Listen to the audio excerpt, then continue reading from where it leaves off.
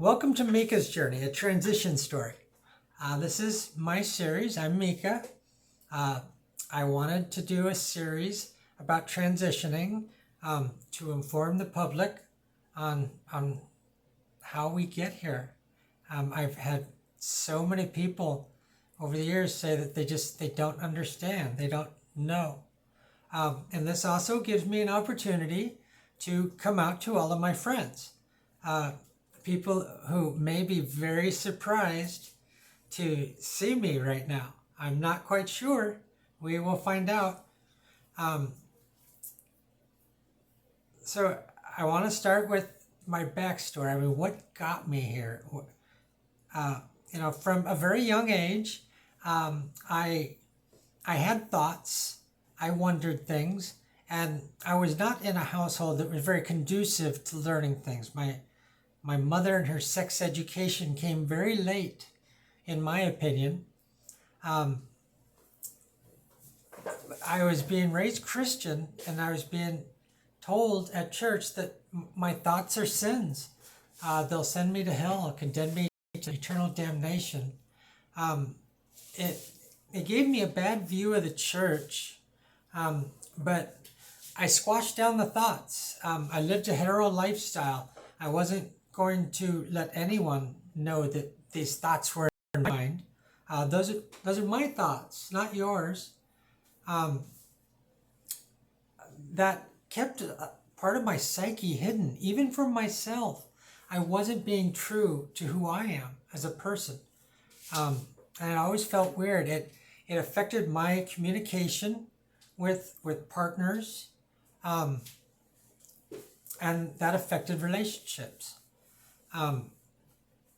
Upon moving to Phoenix, I had my first opportunity to step across that line, and I didn't. I was dating women. I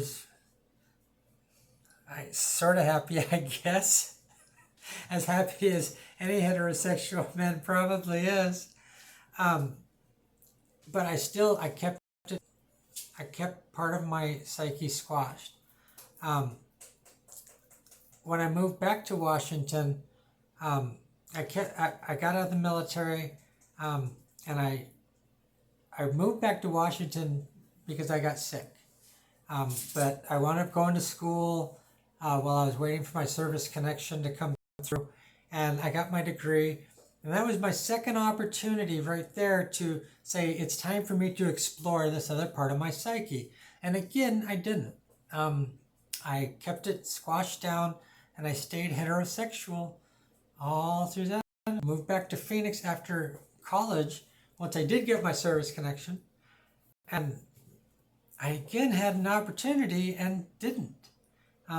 Just figured, no, I need to think about my future. And that meant marriage, I thought. I found a girl, and it didn't take long for me to feel a little disillusioned there. As soon as I put the ring on her finger, I noticed changes. Communication wasn't there. Compromise was, she tells me what she wants, and I compromise my values and my wants. And I did not like that at all.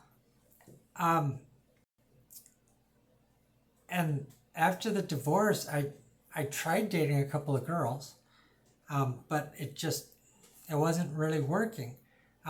The second girl I went out with in 2009, she asked me, after I told her that I wasn't quite sure about women, she asked me, "Are you gay?" And I told her that I wasn't. I was being honest, but I wasn't being completely honest, because I should have said, I am bi-curious. I do wonder things. And it was the next year, in 2010, that was the first time that I dated a man. And my journey began. I started exploring another side of my psyche that I'd never explored before. And I feel like I'm leaving something out, but we'll have further episodes to discuss things. So I think that this is a good telling so far. So once I started dating men, and exploring my feminine side, I started growing my hair out because I tried a wig and I didn't like the wig. Um, I was removing hair. I was a closet cross-dresser. I was dressing at home and that was it because I was still worried about what other people might think. Still too worried about what others would think of me instead of worried about what I think of me.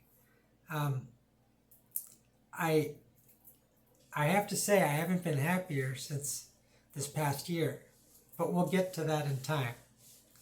Um, so where are we? We're to 2016, growing my hair out. I was in a new home. Oh, I'm sorry, the new home's 2020, but I started growing my hair out because I moved up to New Mexico for a year. I didn't like it up there. That was not for me, especially not a single person. We wasn't going to work out. So I moved back to Phoenix and I finally bought a house, and that's when I started dating again. I was more curious about exploring this side of me again, and I started evolving my sexuality and my gender. I it was obvious that I was transgender, and it was quite obvious that it was more than just bisexual, because male, female, transgender, I'm attracted to the person. Just saying, I can't say for certain that anything would happen. I gotta get to know you. I gotta know who you are. Am I gonna like you? But I've come to realize that I'm pansexual. I'm attracted to different types of people. I don't look at gender necessarily and say that's what I'm attracted to. I have met men who claim to be straight and yet they are dating or sleeping with a transgender. And it's like, well, maybe you're femsexual. You know, we have bisexual, then we have femsexual. You're attracted to feminine. That's what attracts you. So I like that word for a lot of these guys that are interested in me, but claim to be they claim to be straight. And I'm not one to judge. I like them too, but I believe that some of our terms can still use some evolution in them. But anyway, so 2020, I bought my house and started to explore more, and in 2022 is when I started dressing full time. I did my earrings last summer. Started doing my nails. They look like crap right now, but I'll get them done soon. And I started to transition. So it wasn't until recently that I realized that yes, I am ready to transition. I'm ready for hormones. I'm ready for this.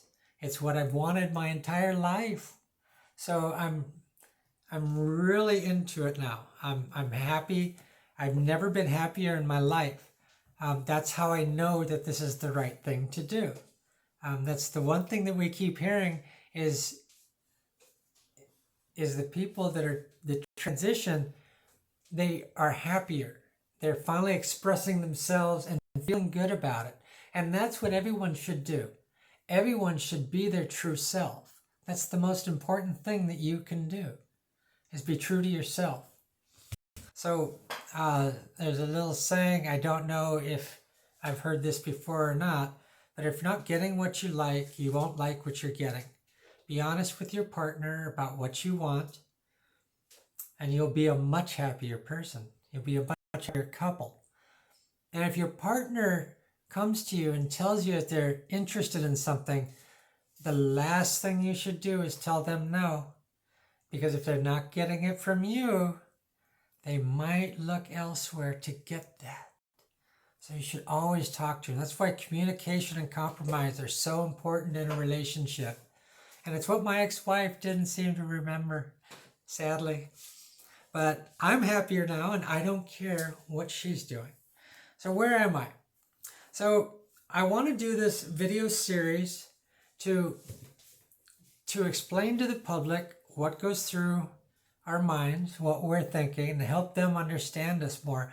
That's the one thing that I don't see out there is a lot of information from trans people on our journeys. What brought us here and where we're going. I'm hoping to bring other transgender onto the show and talk to them about their journeys, hoping they will open up. Not everyone wants to.